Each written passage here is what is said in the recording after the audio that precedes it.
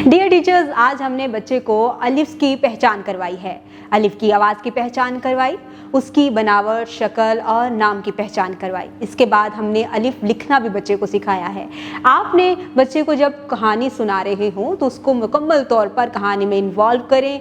आपकी स्क्रीन पे दिखाई दी जाने वाले तमाम करैक्टर्स आपकी किताब में मौजूद हैं। जब बच्चे उन करैक्टर्स को मूव करता हुआ देखेंगे तो वो खुद ब खुद उस कहानी को बहुत दिलचस्पी से सुनेंगे। आपने इसको मज़ीद दिलचस्प बनाना है। इसके साथ ही साथ हम बच्चों को स्टीम एक्टिविटीज़ भी करवाएंगे और आइए देखते हैं कि हमने स्टीम एक्टिविटीज़ में कौन कौन सी एक्टिविटी बच्चों को करवानी है। साइंस, बच्चों से अंडा खाने के फ़ायदे के बारे में बातचीत करें।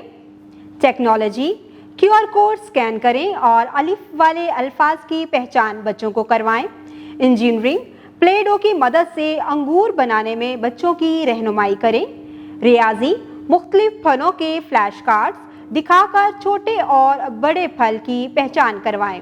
यहाँ पर हमें अंडा के तोड़ दिए गए हैं। आप रियाजी में बच्चों से ये भी पूछ सकते हैं कि अंडे में अलिफ कितनी मरतबा आया है, और अनार में अलिफ कितनी मरतबा आया है, और अंगूर में अलिफ कितनी मरतबा आया है। बराए उस्ताद इकराम, बच्चों को हर्फ अलिफ से शुरू होने वाली चीज़ों की पहचान करवाएं। बच्चों से हर्फ अलिफ की अदायगी करवाएं और तलफ़्फ़ुज़ की मज़ीद मश्क करवाएं। बच्चों को हर्फ अलिफ रेत पर लिख कर दिखाएं और उनसे मश्क करने को कहें।